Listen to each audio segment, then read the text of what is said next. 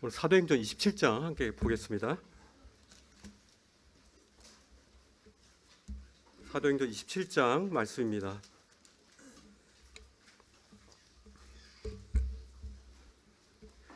27장 1절을 같이 1절, 2절을 한번 같이 읽겠습니다. 시작. 우리가 배를 타고 이달리아에 가기로 작정되매 바울과 다른 제수 몇 사람을 아그스도대의 백부장 율리오란 사람에게 맡기니 아시아 해변 각처로 가려 하는 아드라문네로 배에 우리가 올라 항해할새 마게도냐의 데살로니가 사람 아리스다고와 함께 하니라. 3절 이튿날 시돈에 되니 율리오가 바울을 친절히 대하여 친구들에게 가서 대접받기를 허락하더니 굉장히 여러 사람 이름과 또 지명이 나옵니다.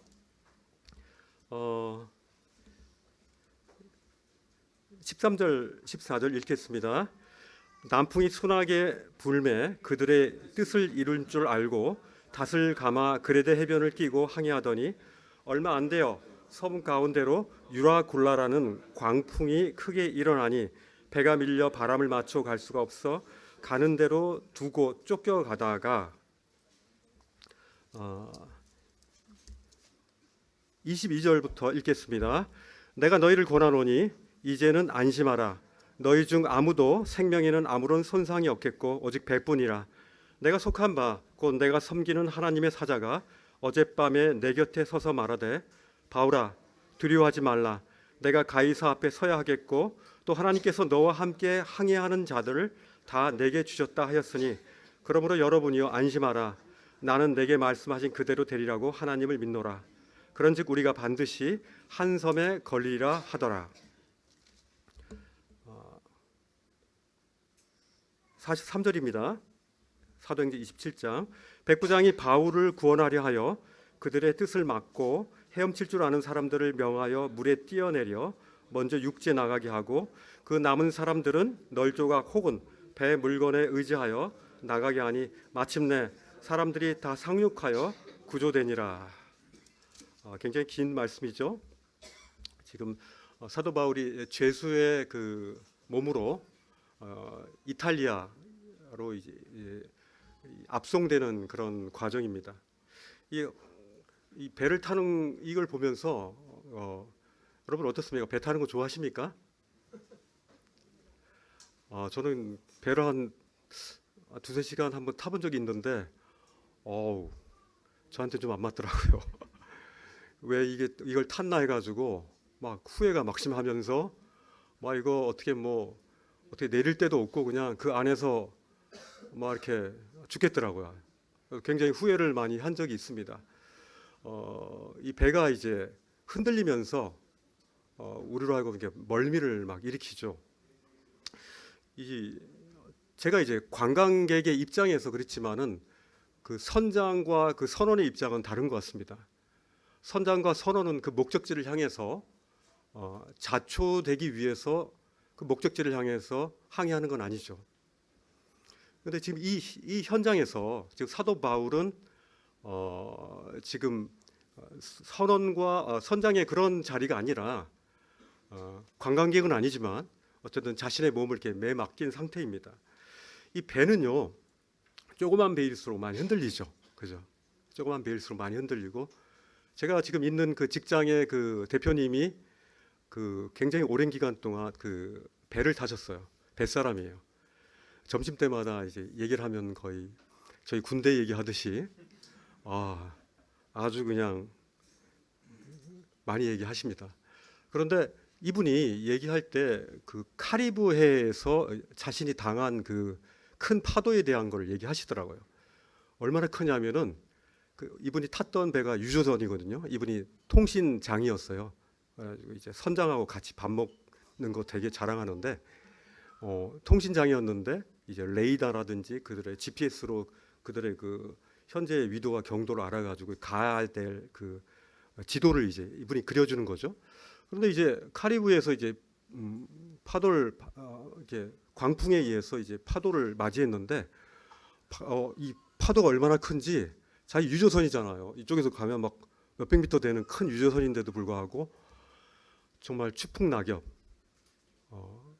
이게 파도를 보면은 그냥 산을 보는 큰 산을 마치 에베레스트 산 밑에 있는 느낌, 그 느낌을 가진다 그러더라고요. 그리고 또 금방 또 에베레스트 산 위로 올라가는 겁니다. 또 떨어지고. 그걸 겪고 나서 이분이 얼마나 큰 그 두려움을 느꼈는지 이제 그때부터 이제 하나님을 믿으려고 했대요. 그때는 그 너무너무 무서웠고 이제 가는구나라고 생각했는데 그 유조선 몇백 미터짜리 그 배도 그렇게 그런 위험을 느끼잖아요. 그런데 이제 사도 바울이 탄 이 배는 뭐 그렇게 큰 배는 아닙니다. 그죠? 300명 안짝으로 이제 사람들이 타는 배였는데 이 배가 사실 자초되기 위해서 탄 건 아니겠죠. 그죠? 이게 우리 인생 가운데서 우리는 그 강한 광풍을 맞이할 때가 있습니다. 그럴 때 우리에게 나타난 현상이 있어요. 우리에게 강한 바람이 나오면 실제로 저희 집이 이제 약간 이제 외지기 때문에 바람이 탁 불면은요 뿌리가 약한 나무들이 이렇게 꺾여가지고 이렇게 뿌리채 뿌리가 막 꺾입니다. 많은 나무들이 막 꺾여 있어요. 그리고 약하게 기초가 약한 그 지붕들이 다 날아갑니다. 매년마다 해도 그렇게 매년마다 날아가는 것들이 많더라고요. 우리 인생 가운데서도 하나님께서 우리에게 강한 강풍을 허락하실 때가 있어요. 그럴 때 우리의 기초가 굳건한 기초가인지 아닌지를 우리는 발견할 수가 있는 겁니다. 그래서 이 강한 강풍 가운데서 살아남은 그 나무와 그 집들은 견디는 겁니다. 오늘 이제 본문을 통해서요, 마치 우리 인생이 파손될 것 같이 엄청난 광풍이 몰아섰을 때 어떻습니까? 사도 바울과 이 벳사람 선장들과 이 선원들을 다른 죄수들과의 많은 차이가 있죠. 그죠? 그 풍랑 속에서 말씀하시는 하나님의 그 말씀을 듣고 그 임재 가운데 있었던 사도 바울은 안정 가운데 있었습니다. 그리고 두렵지만 두렵지 않을 수 있는 그 이유가 그 내면에 있었던 거죠. 오늘요 27장을 보면서 이제 사도 바울이 탄 이 배에 함께 타는 겁니다. 그리고 함께 주님이 그 배 안에 있는 사도 바울에게 말씀하신 그 말씀뿐만 아니라 우리 인생의 배 가운데 계시는 우리 주님이 우리 가운데 말씀하시는 그 음성을 우리는 이 말씀이 그냥 텍스트로 끝나는 것이 아니라 우리 가운데 적용되는 말씀, 레마로 우리 가운데 소화되어지는 그 말씀으로 이 말씀이 여러분들에 들어갔으면 좋겠습니다. 27장 1절에 보시면요, 목적지가 어디라고 얘기하죠? 27장 1절에 보면은 이 배의 목적지는 어디입니까? 이탈리아, 바로 이탈리아죠. 이탈리아. 이탈리아에서 어디로 가는 거? 이 목적지가 거기인데 이제 사도 바울이 베스도하고 아그리파 왕에게 변론하면서 복음을 전했던 데가 이 가이사랴잖아요. 이 가이사랴에서 이제 3절에 보면은 시돈으로 내려옵니다. 그 거리가 약 130km 돼요. 그 시돈에 와서 이제 여러 군데 갑니다. 이걸 다 얘기하는 거는 추적하기는 뭐한데요. 시돈, 무라, 니도, 미향, 그레데, 그다음 멜리데, 시라쿠사, 레기움, 푸테올리, 이 이탈리아의 푸테올리까지 총 제가 이렇게 한번 해보니까요 3,550km 정도 되더라고요. 물론 이게 각각마다 다르기는 하지만 그럼 요즘에 배는 보통 몇 킬로 갑니까? 하루에 600-700km 갑니다. 하루에 600-700km 가요. 그럼 그 당시에 사도 바울이 있었던 그때 배들은 몇 킬로 갈까요? 범선이죠. 바람으로 이제 돛을 달아가지고 가는 범선이었기 때문에 상당히 시간이 걸리죠. 이걸 보니까 요즘에는 한 뭐 5일, 6일이면 가는데 그 당시에는 범선이었기 때문에 따지면 한 50일 정도 걸린다고 합니다. 50일 정도. 물론 이제 중간에 이제 멜리데 섬에 3개월 정도 머뭅니다. 그러니까 50일 걸리고 멜리데 섬에서 90일 걸리니까 이탈리아까지 가는데 140일 정도 걸리죠. 그죠? 50일, 그다음 멜리데 섬에서 90일 있으니까 140일 정도 걸려서 이제 죄수의 몸으로 이제 가는 겁니다. 근데 여기 보면요. 4절에 보니까 만만치가 않았습니다. 이 배는 어떤 배도 만만치가 않습니다. 일단 바다에 떠 있다는 것 자체가 바람과 그 파도와 여러 위험 요소가 있는 겁니다. 우리 인생도 마찬가지겠죠. 이 4절에 보세요. 4절에 보니까 우리가 떠나가다가 맞바람을 피하여 구브로 해안을 의지하고 항해했다 그랬죠. 맞바람. 이 범선이기 때문에 이 도시 맞바람을 받으면 상당히 그 목적지로 가기가 어렵습니다. 우리 인생 속에서도 맞바람이 있죠. 이렇게 순항했으면 좋겠는데 왜 바람이 이렇게 불지라고 생각할 때가 있는데 이렇게 맞바람이 있었다는 겁니다. 7절에 보세요. 7절에도 보면요. 배가 더디 가 여러 날 만에 간신히 니도 맞은편에 이르러 풍세가 더 허락하지 아니하므로 살몬의 앞을 지나 그레데 해안을 바람막이로 항해하여. 상당히 바람에 대해서 예민하죠. 왜냐하면 목적지로 가기 위해서 바람을 타야 되니까. 배가 더디 갑니다. 우리는 빨리 가고 싶은데, 목적지에 가고 싶은데 그렇게 되지 않는 겁니다.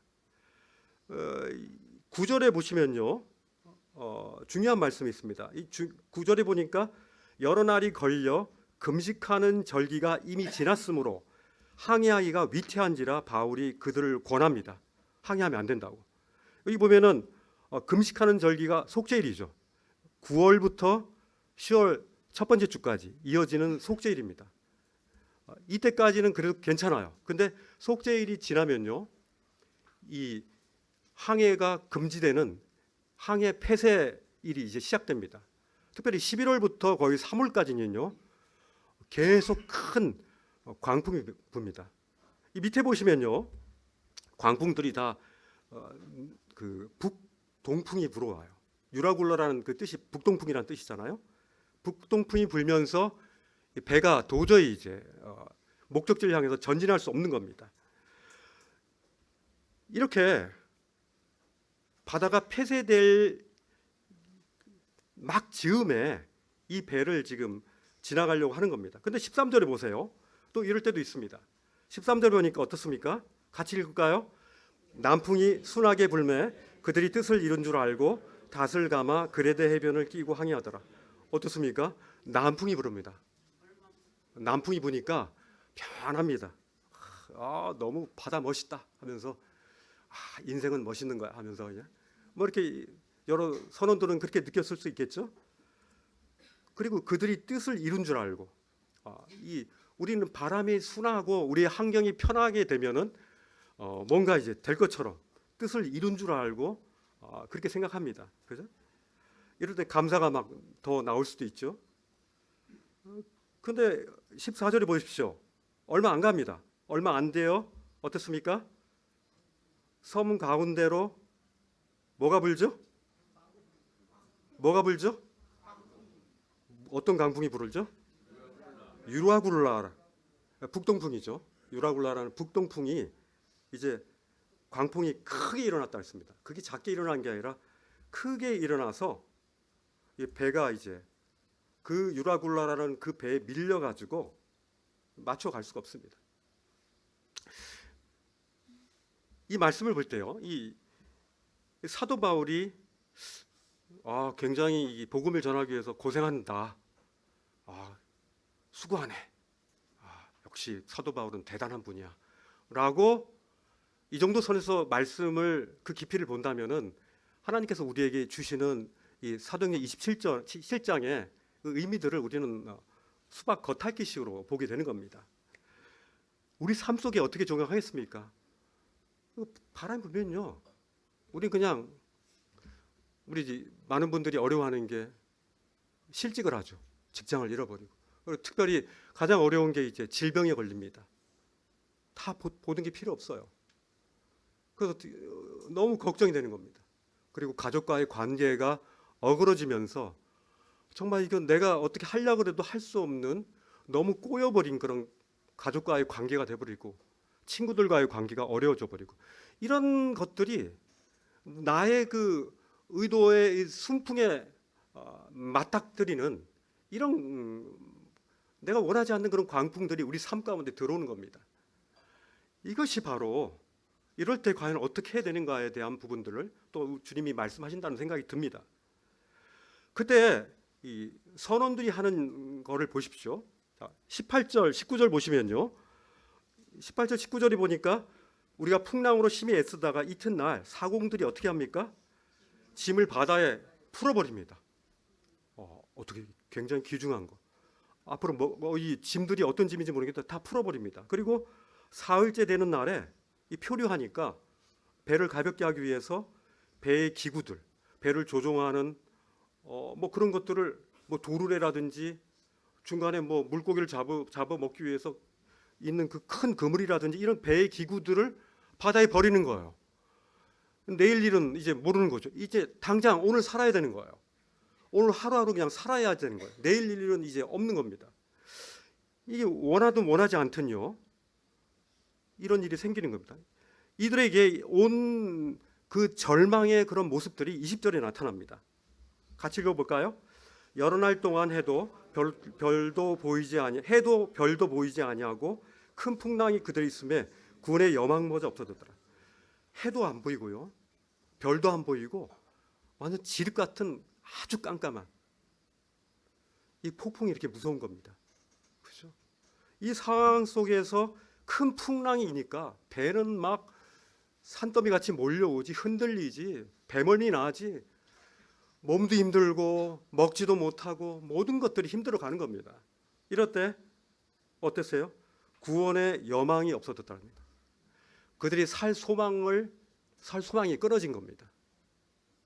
여러분 이럴 때가 있지 않았습니까? 정말 힘들 때, 정말 이제 어떻게 해야 될지 모를 때, 이것들이 바로 우리 삶 속에서 있는 겁니다.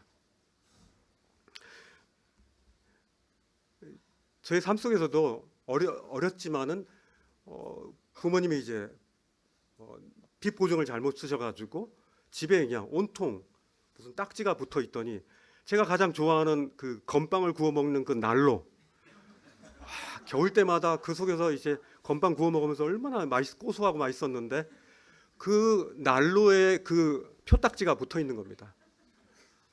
그리고 모든 걸 다 가져갔어요. 그리고 가족들이 다 뿔뿔이 다 도망가고 우리 아버지 어머니면 다 어디로 가시고 우리 형제들만 저희 집이 좀 그때 괜찮았나 봐요. 저희 식모를 몇 년 있던 그 식모 집에 저희들이 다 가가지고 거기서 살았습니다. 어린 시절이지만요, 굉장한 그 충격이었습니다. 이럴 수도 있구나. 부모님도 몇 달 동안 안 보이고 그냥 식모로 계셨던 그 집에서 간신히 먹고 사는 거예요. 이게 우리 자신의 의도와 상관없이 예상치 못한 풍랑들이 우리의 모든 것들을 잃어버리게 되는 그런 일들이 생기는 겁니다. 그죠? 이것이 바로 본문에서 말씀하는 예상치 못한 풍랑의 결과입니다. 다 버릴 수밖에 없어요. 다 버릴 수밖에 없어요. 우리에게 질병이 오면요, 우리에게 있는 물질이 무슨 필요 있습니까? 그죠? 그냥 관계가 다 끊어졌는데 무슨 어떤 의미가 있습니까? 모든 것들이 다 풀어지고요, 내가 귀중하다고 여기는 그런 것들이 다 내게서 다 바닷속으로 던져지는 겁니다. 이 21절에 보시면요, 참 특이한 현상이 있습니다. 21절부터 26절을 보시면요, 이런 폭풍의 상황이 악화되면 악화될수록요, 어떤 일이 벌어지냐면은 뭔가가 변화됩니다. 뭐가 체인지됩니다. 이 선상 위에서 그 선장과 또 그 백부장이라든지 이런 지도력, 이 리더십이 있는 사람들이 하나 둘씩 이제 사라집니다. 오직 누가 나타납니까? 그 배 선상에 바울이 나타납니다. 바울이 나타나가지고 그 배를 이제 인도할 수 있는 리더자로 하나님이 사도 바울을 세우는 것들을 보게 됩니다. 21절 한번 읽어볼까요? 여러 사람이 오래 먹지 못하였음에 바울이 가운데 서서 말하되 여러분이여 내 말을 듣고 글에 대해서 떠나지 아니하여 이 타격과 손상을 면하였더라면 좋을 뻔하였노라. 내가 너희를 고나노니 이제는 안심하라. 너희 중 아무도 생명에는 아무런 손상이 없겠고 오직 배뿐이라. 내가 속한 바 곧 내가 섬기는 하나님의 사자가 어젯밤에 내 곁에 서서 말하되 바울아 두려워하지 말라. 내가 가이사 앞에 서야 하겠고 또 하나님께서 너와 함께 항해하는 자를 다 내게 주셨다 하셨으니 그러므로 여러분이여 안심하라. 나는 내게 말씀하신 그대로 되리라고 하나님을 믿노라. 그런즉 우리가 반드시 한 섬에 걸리려 하더라. 이 죄수되었던 죄수의 한 명인 이 사도 바울이 오히려 먹지 못했던 그 사람들 앞에 가서 안심하라고 합니다. 우리 형제님의 그 원어에 충실한 그 성경을 보니까 용기를 가지라고 돼 있더라고요. 용기더라고요. 용기를 가지라. 용기를 잃지 마라. 근데 이 죄수된 그가 오히려 그 선장과 그 선원과 그 백부장의 그 리더십을 다 압도하는 그 리더십을 지금 보게 됩니다. 뭐 때문에요? 하나님이 그 가운데 말씀하셨기 때문에 그래요. 22절에 보세요. 22절에 보면은 어때요? 안심하라. 용기를 가져라. 용기를 잃지 마라 라고 얘기하면서 이 죽을 지경에 있지만 너희 생명에는 아무런 손상이 없다.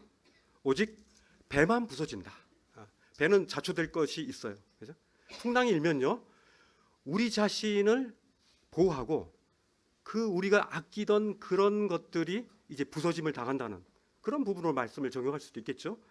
23절에 보시면요. 아주 멋있는 장면입니다. 바울이요. 어떻습니까? 23절에 보니까 내가 속한 바 내가 섬기는 하나님의 사자가 어젯밤에 내 곁에 서서 말씀하셨다 그랬습니다. 주님의 사자가 주님의 말씀을 밤에 사자를 통해서 사도 바울의 곁에서 말씀하셨다는 겁니다. 이 하나님의 말씀을 전하는 사자가 내 곁에 있었다는 건요. 분명히 하나님의 말씀을 붙잡았다는 걸 뜻합니다. 그리고 24절에 보십시오. 24절에 바울아 두려워하지 말라. 두려워하지 말라. 내가 가이사 앞에 서야 하겠고 그리고 내가 항해하는 모든 자를 너에게 줬다라고 했습니다. 여기 보면 굉장히 흥미로운 말씀인데요. 이 로마에 가서요. 가이사 앞에서 그의 오해를 풀어야 되겠죠.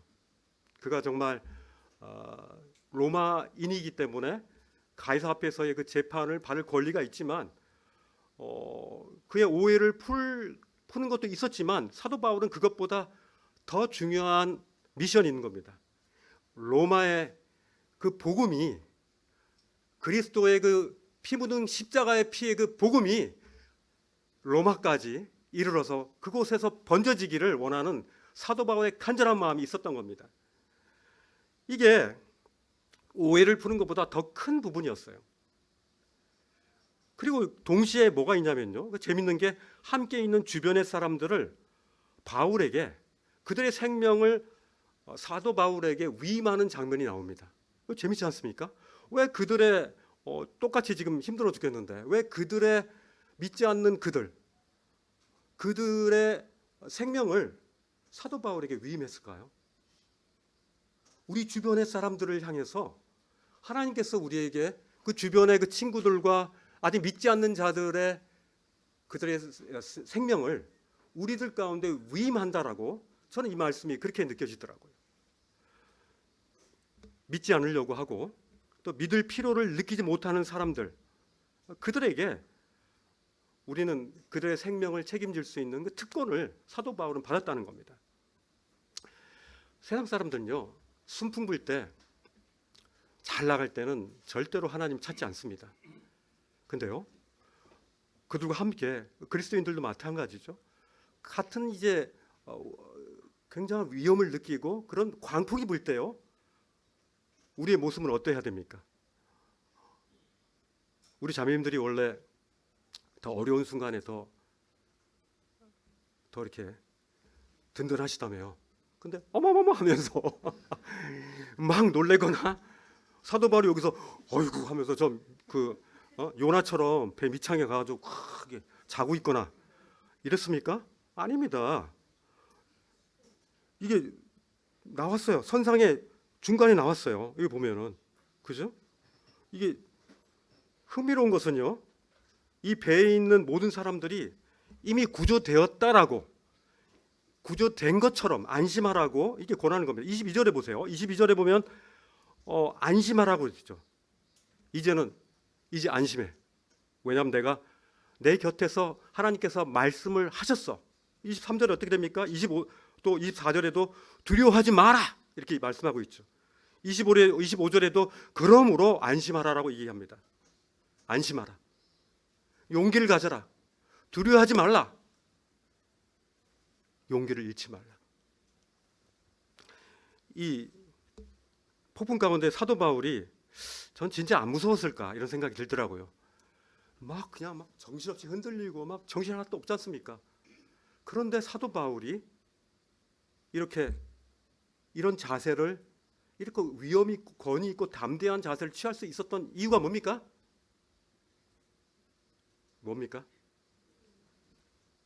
주께서 말씀하셨기 때문입니다.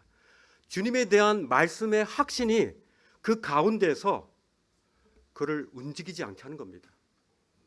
주님이 곁에 서서 그를 지탱하고 있기 때문에 그는 결코 흔들려도 흔들린 것이 아닙니다. 그죠? 그가 오히려 그 사람들의 섬이 돼 버린 거죠. 그들을 구원할 수 있는 유일한 섬이 바로 사도 바울이 된 것이죠. 극한 위기 속에서 저는 이 말씀을 할 때 진정한 지도력은요, 바로 하나님의 말씀에 대한 확신이 있냐 없냐에 따라 다른 것 같습니다. 동일한 말씀이 취해지지만은 하나님의 말씀에 대한 확신이 있는 사람은요, 이런 극한 위기 상황 속에서 허부적거리지 않고 바로 하나님 말씀을 붙잡고 이제 하나님을 바라보는 거죠. 그리고 하나님의 약속을 근거로 해서 사람들을 오히려 격려하고 위로할 수 있는 겁니다. 이것이 바로 하나님의 사람의 주님이 우리에게 위임하신 큰 특권 아닙니까? 이런 파선의 과정을 통해서 하나님께 영광을 드릴 수 있는 그런 기회로 하나님께서 삼으신 거예요. 우리 모임에서 굉장히 영향력을 준 그런 역사에 보면 그런 형제님들이 있습니다. 특별히 저는 모라비아 형제단이라고 그러죠. 모라비아 형제님들, 그분들의 그 역사를 볼 때 모라비아라는 것은 체코 있지 않습니까? 체코의 한 지방입니다. 그 체코 지방에서 이 모라비아라는 지방에서 모였던 그 형제들이에요. 그런데 이제 거기에 15세기에 후스파라 그러기도 하죠. 그분들을. 후스가 뭐를 제기했냐면은 교황은 결코 교회의 머리가 될 수 없다. 오직 예수 그리스도만이 이 교회의 머리시다. 그리고 우리 성도들의 머리다. 교황에 대해서 저항을 한 거죠. 그래서 후스는요, 뜨거운 그 불고덩이에 화형을 당했습니다. 굉장한 순교의 역사죠. 그 이후에요, 이 모라비아 지방의 그분들이 엄청난 그 박해를 받았습니다. 그들의 재산을 다 뺏기고요. 그들이 카톨릭에서 그들을 막 모든 재산과 어떤 지위와 이런 것들을 다 뺏었습니다. 그들이 너무 힘들어서요, 독일로 이제 이주를 갔어요. 마치 그 영국에서 메이플라워를 타고 미국으로 간 청교도들처럼 이들도 모라비아 분들도 체코에서 독일로 이제 간 거예요. 독일에서 누굴 만났냐면은 이 진젠돌프라는 그 백작을 만납니다. 그분은 굉장히 부유했겠죠.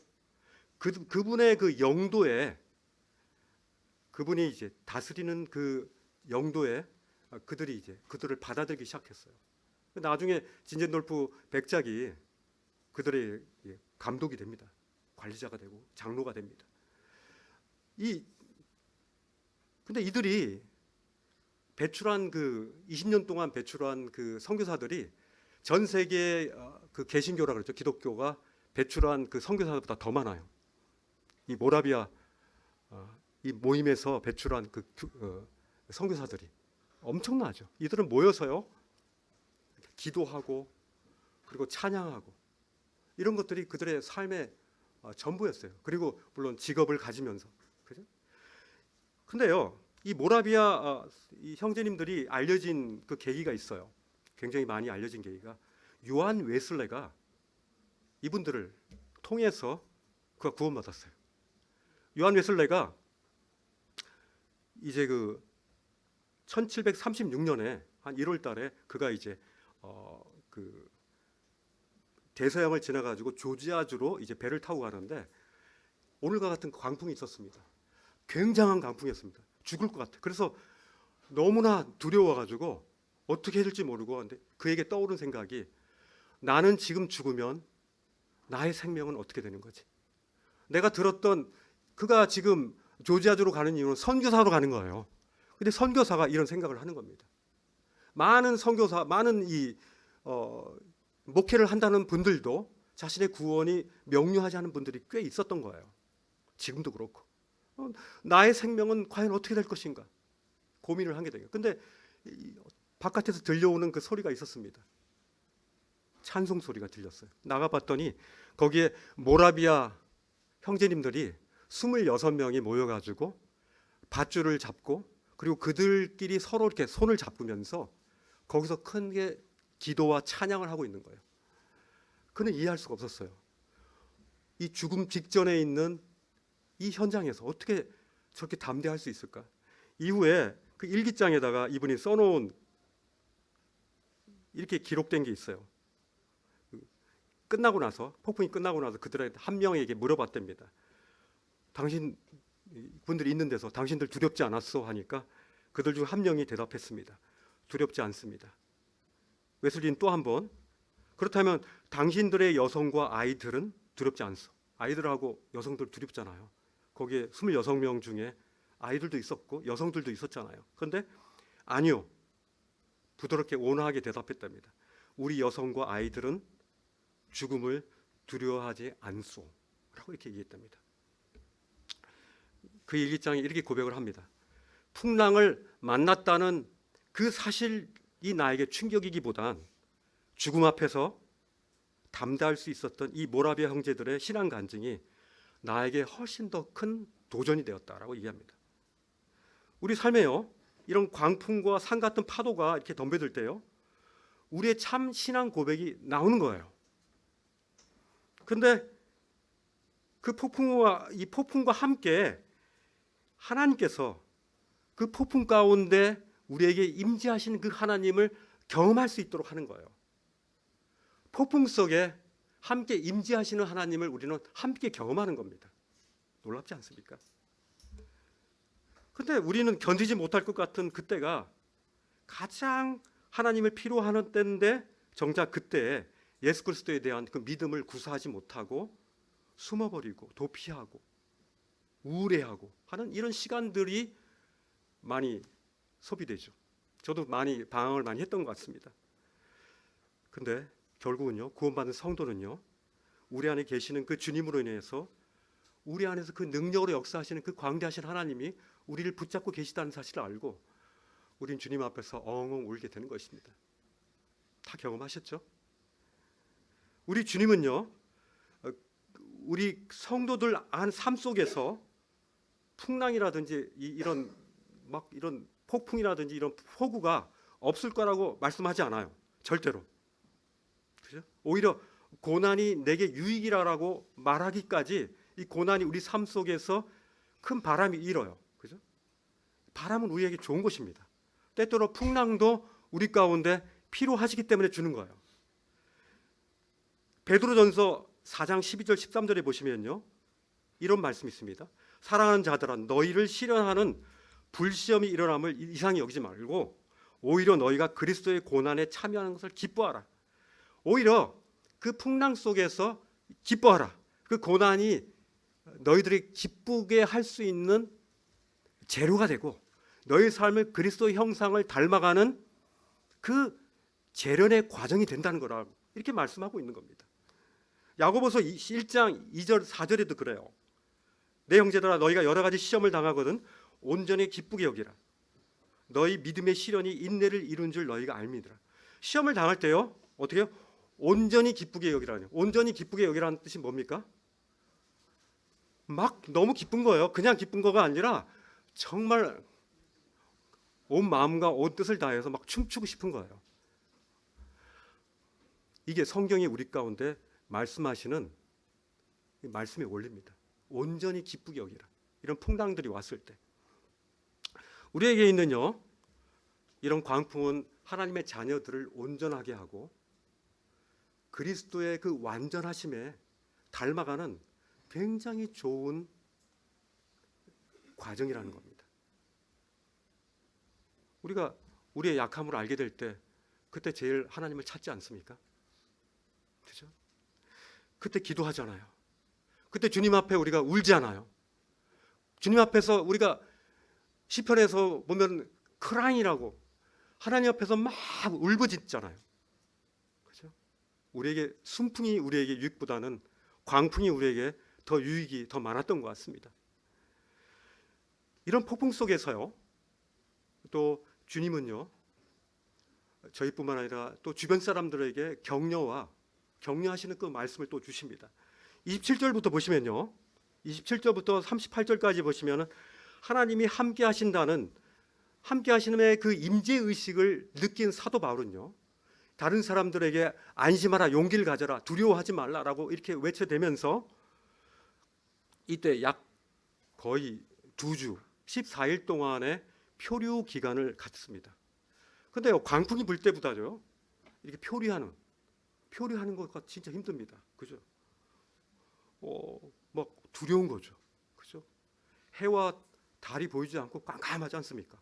언제 또 바람이 불지 모르고. 이 34절, 35절이 보니까요, 사도 바울이요, 음식 먹기를 권하노니 이것이 너희의 구원을 위하는 것이죠. 너희를 살리는 거라는 거죠. 먹으라는 거예요. 그리고 너희 중 머리카락 하나도 잃을 자가 없으리라.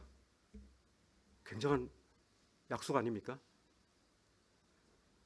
떡을 가져다가 모든 사람이 앞에서 축사하고 떼어 먹기를 시작하며 놀라운 장면이에요. 이 현장 속에서요 사도 바울과 함께 이 굶주림에 지쳐 있는 그들에게 사도 바울은 직접적인 복음 전파는 하지 않죠. 근데요 이들과 함께 거의 예배 대형을 지금 취하고 있습니다. 하나님 앞에서 축사하고요. 그들에게 축사하고 이 하나님께 감사드리는 떡을 그들과 함께 나누는 것입니다.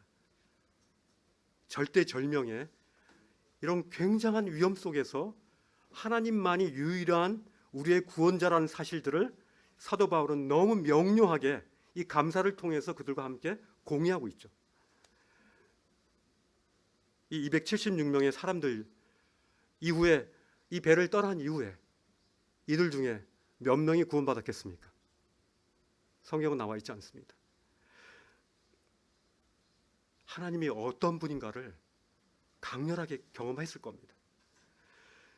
이 빵은 배불리 먹었는데요. 이 영향력 있는 이 백부장 같은 사람들 있잖아요. 이 사람들도 배불리 먹었고 또 공평하게 죄수들도 배불리 먹었습니다. 그죠? 이런 광풍이 불 때는요 그렇게 하는 거예요. 뭐 이건 자기 생명이 지금 위험하기 때문에 굉장히 이제 위계 체제가 온전하지 않는 겁니다. 근데요, 전 이 부분에서 재밌는 게 사도 바울이 하나님의 말씀에 대한 그 확신이 있었지만 또 사도 바울은 굉장히 지혜롭게 또 대처했습니다. 그냥 운명적으로 하나님이 구하실 거니까 그냥 가만히 있어 이게 아닙니다. 이 가운데서 하나님의 말씀의 확신뿐만 아니라 여기 보시면요 재밌습니다. 이 하나님의 지혜를 구하는 그런 겸손함이 이 배 속에서 계속됩니다. 38절에 보시면요 어떻게 합니까? 배의 중량을 가볍게 하기 위해서 밀을 버리라고 합니다. 그죠? 밀을 버립니다. 또 어떻습니까? 39절에 보니까 배를 댈 수 있는가를 그 전문가들과 함께 서로 의논합니다. 그죠? 서로 의논하고 40절에 보십시오. 40절에 보니까 어때요? 닷을 끊어버리죠. 그리고 동시에 키를 풀어서 아주 전문가들이만 할 수 있는 이 배를 살릴 수 있는 그런 아주 테크닉을 지금 발휘하고 있죠. 아프셨을 때 의사를 통해서 역사하시는 거예요. 그죠? 그리고 어떤 전문가를 통해서 역사하시는 그 하나님을 동시에 우리는 경험하는 겁니다. 그냥 운명적으로 가만히 있는 것이 아니에요. 이것이 바로 하나님이 우리에게 주시는 말씀의 확신과 지혜의 균형입니다. 그죠? 이 41절에 보니까요. 두물이 나옵니다. 두물. 우리 저기 보면 양수리에 두물머리가 있는데 이 두물이 합한 곳에서 굉장히 그 두물이 합하면 어떻습니까? 파도가 세니까 그 중간에 가면 배가 뻥 떠지겠죠. 요즘 그 물결이 대단하지 않습니까? 그 힘이 그 두물이 이게 흘러오는 그 중간에 가서 배가 거의 뭐 자초 직전이 됐습니다. 근데 이제 헤엄칠 줄 아는 사람은 이제 그냥 가고 남은 사람은 어떻습니까? 널조각 같은 거와 또 배를 의지해 가지고 276명의 모든 사람들이 다 이제 구원받는 이런 놀라운 역사들이 있습니다. 여러분과 함께 탄 그 사람들은 누구입니까? 아직 믿지 않는 여러분의 가족과 또 친구들과 그들의 생명을 여러분들에게 위임하셨다는 생각 들지 않습니까? 이 말씀 보니까 이 폭풍 가운데서요, 이 믿음의 승리를 지금 보여주고 있는 겁니다. 하나님은 정말 위대하십니다. 이 베드로를 향해서 그가 주님을 봤을 때 폭풍 가운데서 그가 두려워했지만, 그러나 그 물이라는 그 물리적인 그 요인을 뛰어넘을 수 있는 하나님의 능력이 베드로가 그 물 위를 걷게 하는 그 힘을 가지지 않았어요. 그러나 주님을 놓쳤을 때 그런 세상의 법칙에 의해서 물에 빠지게 되는 거죠. 우린 이 세상에 살지만 이 세상의 법칙에 우리가 살고 있지만 지금도 저는 여기서 떨어지겠죠. 중력에 의해서. 그러나 우리는 중력의 법칙뿐만 아니라 하나님의 법칙에 우리는 또 의해서 또 조종받는 사람들입니다. 그죠? 그 법칙이 있다는 사실들을 잊으면 안 돼요. 44절에 놀라운 말씀이에요. 저는 마침내 사람들이 다 상륙하여 구조되었다. 이 말씀이 저는 왜 이렇게 시원한지 모르겠어요. 마침내 사람들이 다 상륙하여 구조되니라. 그죠? 이 보면요, 이 죄수들을 42절에 보니까 군인들이 막 헤엄쳐 도망하는 것보다 죽이는 게 낫다고 했어요. 그죠? 그죠? 왜냐하면 로마의 그 법에 의해서 자기가 관리하던 그 죄수들이 도망가면은 그 죄수들을 관리하던 그 병사는요, 동일한 그 죄를 가지고 그 로마의 법이 그게 있습니다.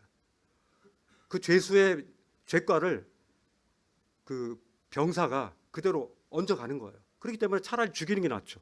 죽였다는 것만, 도망갔다라고 하면 자기가 처벌을 받는데, 그럼에도 불구하고요, 백부장이 43절에 보니까 백부장이 바울을 구원하기 위해서요, 그들의 그 군인들이 죽이려는 것을 뜻을 막았어요.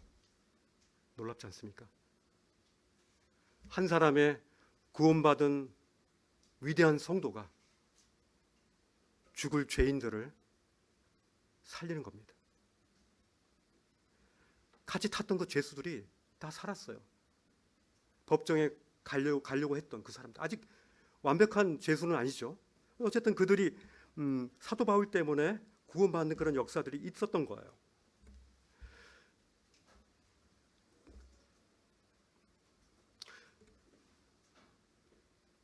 이제 폭풍우를 만난 그런 파선하는 배와 같은 이런 어려운 일들이 우리 인생에 참 많이 있어요. 우리 건강도 그렇고 시간이 지남에 따라서 참 여러 가지 일들을 많이 경험합니다. 우리 가운데 절대로 이런 폭풍과 이런 어려운 일이 없다라고 얘기할 수 없어요. 우리의 의지와 상관없이 그것은 그냥 옵니다. 그러나 그 가운데, 그 폭풍 가운데서 함께 임재하시는 그 하나님을 발견할 때 우린 그 폭풍의 그 가치가 순풍의 가치보다 훨씬 더 위대하다는 것들을 우리 인생 가운데서 경험하게 되는 겁니다. 그죠?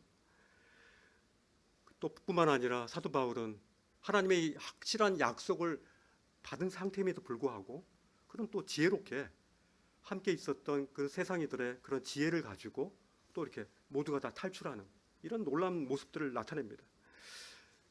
저는요, 마지막에 이 부분을 함께 읽고 싶어요.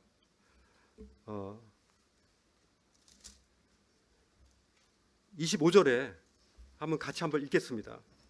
25절에 자, 시작. 그러므로 여러분이여 안심하라. 나는 내게 말씀하신 그대로 되리라고 하나님을 믿노라. 26절까지 그런즉 우리가 반드시 한 섬에 걸리려 하더라. 여러분, 이 말씀을 볼 때 지금 여러분들이 처한 그 각자의 입장에서 이 말씀이 굉장히 다양한 다이아몬드의 온갖 반짝임에 의해서 여러분들한테 보이는 그런 색깔들이 있을 겁니다. 그죠? 학생은 학생으로서 또 자신의 처한 그 입장에서 굉장히 그 다른 면의 그 반짝임, 그 빛으로 우리에게 다가올 거예요. 보십시오. 여러분 대신에 한번 저의 이름을 한번 넣어서 한번 해보겠습니다. 시작. 그러므로 성인아 안심하라. 나는 내게 말씀하신 그대로 되리라고 하나님을 믿노라. 여러분들에게 뭐라고 말씀하셨습니까?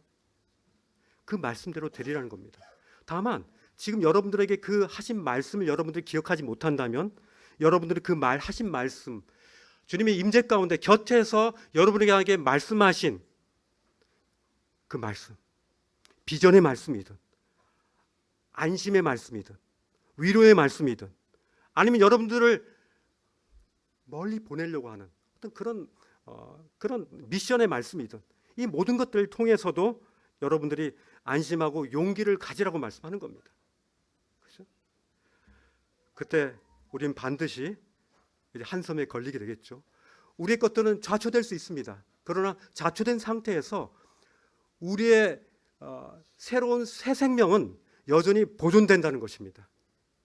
그죠?